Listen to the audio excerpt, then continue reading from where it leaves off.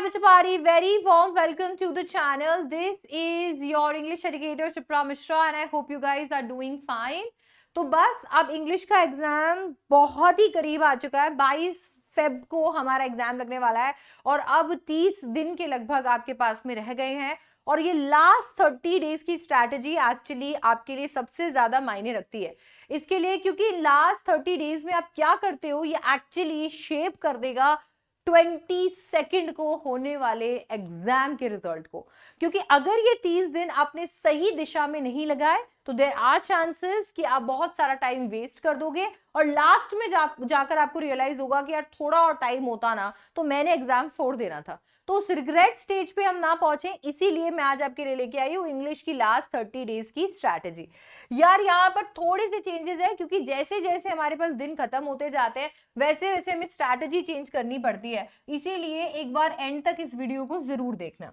देखो यार, जहां पर हम लोग आज के अगर 3, 4, 5 महीने पहले इन स्ट्रैटेजीज को डिस्कस कर रहे थे तो हम लोग बोल रहे थे आपको कि यार आपको एनसीईआरटी एकदम अच्छे से लगानी चाहिए, एनसीईआरटी अच्छे से रीड करना चाहिए, एनसीईआरटी से चैप्टर्स कवर करने चाहिए। अभी कुछ ऐसे चैप्टर्स है जो इतने बड़े हैं कि अगर आप एनसीईआरटी से कवर करने लगे और खुद से कवर करने लगे तो एक एक चैप्टर में 3-4 घंटे लग जाएंगे, 5 घंटे भी लग सकते हैं। तो ऐसे में अभी हमें क्या करना चाहिए, देखो स्मार्ट स्ट्रैटेजी होगी एनसीईआरटी हाइलाइट्स करना। ठीक है, आपको यहां पर एनसीईआरटी हाइलाइट्स करने चाहिए क्योंकि हाइलाइट्स में क्या होता है, जैसे अगर आप मेरे जुनून बैच को फॉलो करते हैं, एब्सोल्युटली फ्री है, यहीं पर यूट्यूब पे साइंस अड्डा के चैनल पर ही है। तो अगर आप जुनून बैच को फॉलो कर रहे हैं तो वहां पर हम पता है क्या कर रहे हैं, हम लोग ना हर एक चैप्टर को सामने एनसीईआरटी को खोल के और वहीं पर एनसीईआरटी रीड करते करते चीजें अंडरलाइन हाईलाइट करते चल रहे हैं। कौन से क्वेश्चंस बन सकते हैं वो देखते हुए चल रहे हैं, कौन सी जगह से क्वेश्चंस ऑलरेडी बन के आ चुके हैं वो हाईलाइट करते हुए चल रहे हैं। और अभी तक मैंने 2 चैप्टर्स वहां पर कवर करा दिए हैं, लास्ट लेसन और लॉ स्प्रिंग कवर करा दिया। अगर आप वो दोनों वीडियोस देखोगे और लास्ट में जाकर अगर आप पीवाईक्यूज चेक करोगे तो आपको पता चलेगा कि जितना जो भी हमने हाईलाइट किया हुआ है उन सब में आपको पीवाईक्यूज के आंसर्स मिल जाएंगे। तो अगर आपको भी ये लगता है कि आप हाईलाइट करने बैठते हो और हाईलाइटर से पूरी बुक रंग देते हो तो एनसीईआरटी हाईलाइट्स जरूर आपने फॉलो करना है। इससे आपको पूरी बुक भी नहीं रंगनी है, आपके पास में वो सारी इंपॉर्टेंट चीजें भी होंगी जो आपको अपने आंसर्स में लिखनी चाहिए, एनसीईआरटी की रीडिंग लग जाएगी और चैप्टर भी अच्छे से समझ में आ जाएगा। अब जब ये हो जाता है तो आपको पता है इट्स अ नो ब्रेनर, आपने प्रीवियस ईयर क्वेश्चंस लगाने हैं, पीवाईक्यूज लगाने हैं। यार जो पीवाईक्यूज होते हैं वो आपको बोर्ड के पैटर्न के बारे में बताते हैं कि भाई बोर्ड क्या सोचता है, कहां से क्वेश्चन देता है, किस तरीके के क्वेश्चंस देता है। अगेन आपको पीवाईक्यूज जुनून वाले फ्री बैच के अंदर मिल जाएंगे, हर एक चैप्टर की एनसीईआरटी हाइलाइट्स के साथ में मैं वहां पर आपको पीवाईक्यूज कराती जा रही हूँ। अब यार 30 डेज के अंदर अगर रोज आप ये कर रहे हो कि रोज एक दिन आपका कोई कॉन्सेप्ट चल रहा है एनसीईआरटी हाइलाइट का और उसके साथ में आप पीवाईक्यूज कर रहे हो लगभग 1 से 1.5 घंटे के अंदर, तो आप समझ जाओगे कि यार मेरा चैप्टर जो है वो बहुत सिग्निफिकेंटली खत्म होते जा रहा है। अब आपने क्या करना है, उसके बाद में आधा घंटा लगाना है। ठीक है, रिटेंशन भी तो करना पड़ेगा ना, तो आधा घंटा आपको लगा लेना है क्विक रिवीजन का।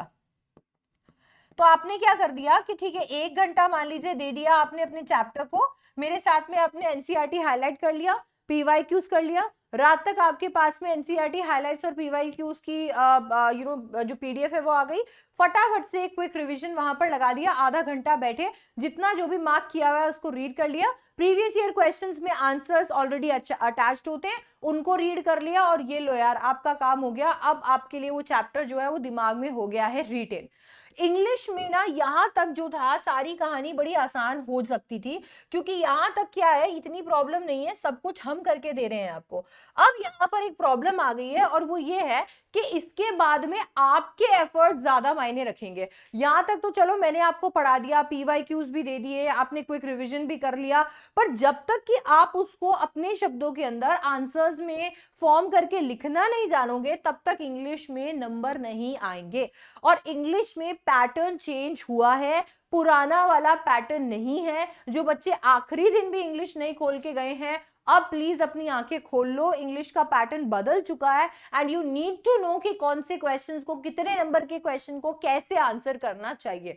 सो आई वुड सजेस्ट कि क्विक रिवीजन के बाद में आपको जो भी ऐसे क्वेश्चंस लगते हैं, प्रीवियस ईयर क्वेश्चंस लगते हैं, जो आपको लगता है कि यार these are the questions that I should be writing also, क्योंकि मेरे पास आंसर्स ऑलरेडी मौजूद है। एक बार जरूर मुझे लिखकर देखने चाहिए। तो उन इंपॉर्टेंट क्वेश्चंस की, ऐसे क्वेश्चंस जिनमें मान लीजिए आप अटक गए थे, यू फेल्ट कि यार इसका क्या आंसर हो सकता था, अच्छा इसमें क्या पूछा जाएगा, उन इंपॉर्टेंट क्वेश्चंस की प्रैक्टिस भी आपको करनी चाहिए।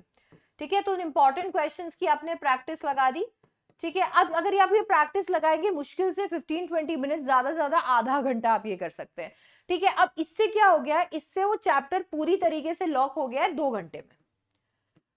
2 घंटे के अंदर आपके लिए चैप्टर पूरी तरीके से लॉक हो गया। अब जो बच्चे ऐसे हैं जो ऑलरेडी पहले से इंग्लिश पढ़े हुए हैं, उनको चैप्टर्स काफी क्लियर है, उन्होंने ऑलरेडी एनसीईआरटी हाईलाइट की हुई है, उनको केवल ये 2 स्टेप लगाने हैं। दैट मीन्स उनका काम क्या हो जाएगा, 1 घंटे, रोज 1 घंटा दे दिया और उसके अंदर उनका काम हो जाएगा कंप्लीट।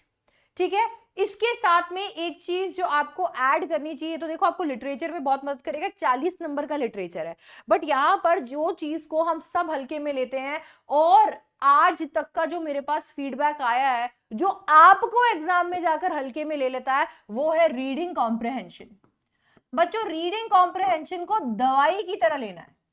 जी बिल्कुल, मतलब आपको एक बार भी ये नहीं सोचना है कि यार रीडिंग कॉम्प्रहेंशन कैसे करना ही है, दवाई की तरह लेना है। डॉक्टर कहते हैं ना बेटा, खाली पेट एक दवाई ले लेना, एक गोली ले लेना, हाँ शाम को खाली पेट फिर एक। रीडिंग कॉम्प्रहेंशन ऐसा है कि अगर आपको कॉम्प्रीहेंड करने में दिक्कत होती है, लिखी हुई बात को समझने में दिक्कत होती है, तो सच में सुबह सुबह और शाम को आपको एक एक क्वेश्चन सॉल्व करना चाहिए। मतलब आप ऐसा करो कि ठीक है, आपने थोड़ा कुछ पढ़ा, एक छोटा सा ब्रेक ले लिया, तो कोई भी पैसेज उठाकर देख लिया, उसे सॉल्व करने लग गए। अगर आपको लग रहा है नहीं मुझे इतनी प्रॉब्लम नहीं है, तो आपको रीडिंग कॉम्प्रहेंशन का एक क्वेश्चन तो पर डे सॉल्व करना ही चाहिए। 1 क्वेश्चन अ डे तो होना ही चाहिए, क्योंकि अगर आपने पर डे एक क्वेश्चन सॉल्व नहीं किया, तो रीडिंग कॉम्प्रहेंशन आपके और आपके 100 आउट ऑफ 100 के टारगेट में आ सकता है, उसके बीच के अंदर आ जाएगा।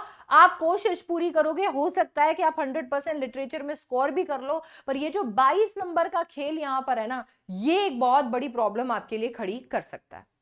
ठीक है, तो एक क्वेश्चन एक दिन आपको करना है, मुश्किल से 10, अगर मान लीजिए एक 10 या 8 क्वेश्चन मान लो, अगर आपके किसी भी बड़े क्वेश्चन में है, तो आपको आइडियली 20 मिनट लगने चाहिए एक क्वेश्चन को सॉल्व करते हुए।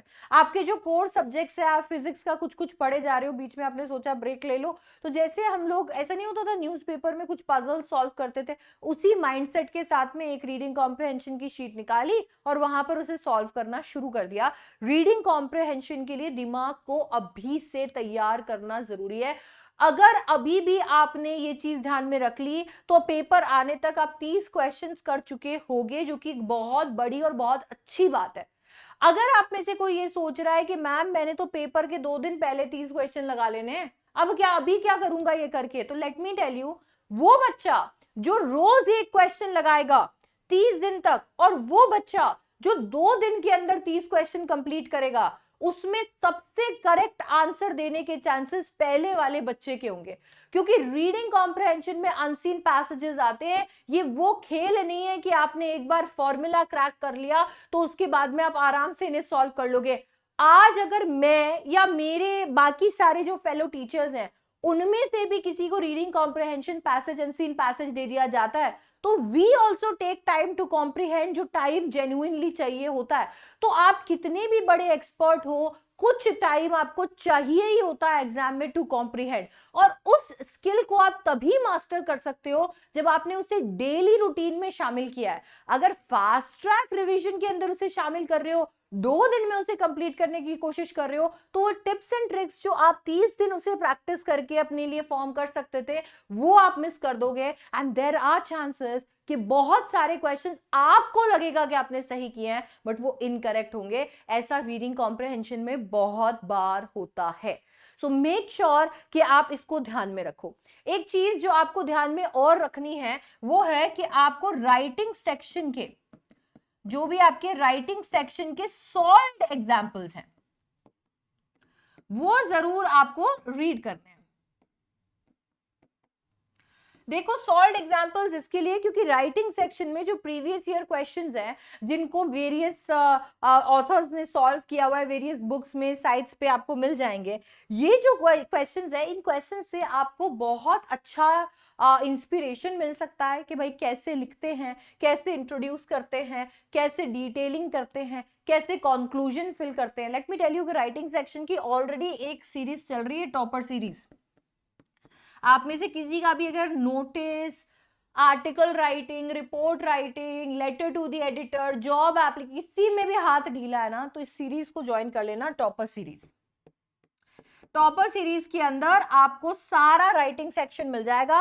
एंड ट्रस्ट मी, अगर आप लेटर टू द एडिटर जैसे बोरिंग कॉन्सेप्ट से भी बहुत ज्यादा कतराते हो, आपको लगता है इसमें तो मेरा भला नहीं हो सकता, तो एक बार वो वीडियो जरूर देख लेना, लाइव सेशन चल रहे होते हैं, उनको जरूर देख लेना and you will be sorted. Solve example करो, टॉपर सीरीज की मदद से कॉन्सेप्ट क्लैरिटी करो, यहां पे आपका मैक्सिमम काम हो जाएगा।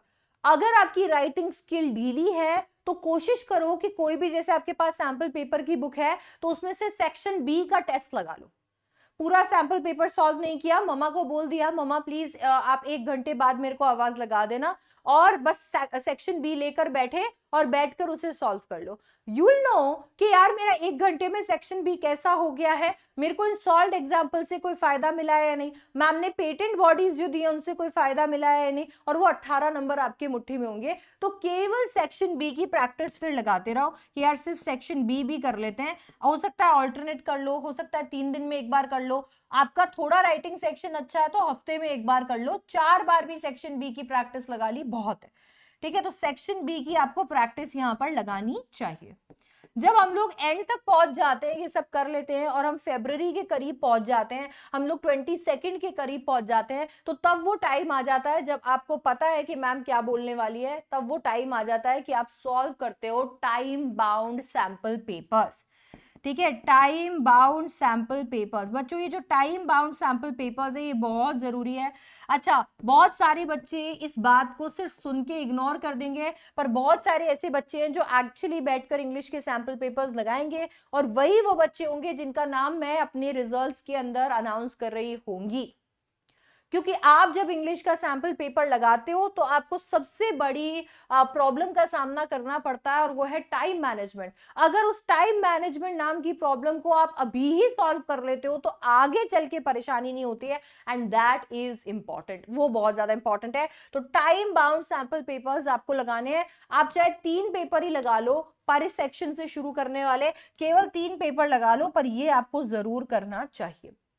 तो यार 30 दिन की स्ट्रैटेजी ऐसी होनी चाहिए, इससे आपका टाइम भी बहुत कम लग रहा है, और इसके साथ साथ में अगर अभी तक इंग्लिश भी नहीं पढ़ा है, कुछ भी नहीं पढ़ा है, तो भी 30 दिन के अंदर आप ऐसी तैयारी कर लोगे कि आप किसी भी ऐसे इंसान के बराबर पहुंच जाओगे जिसने स्टार्टिंग से इंग्लिश पढ़ी है।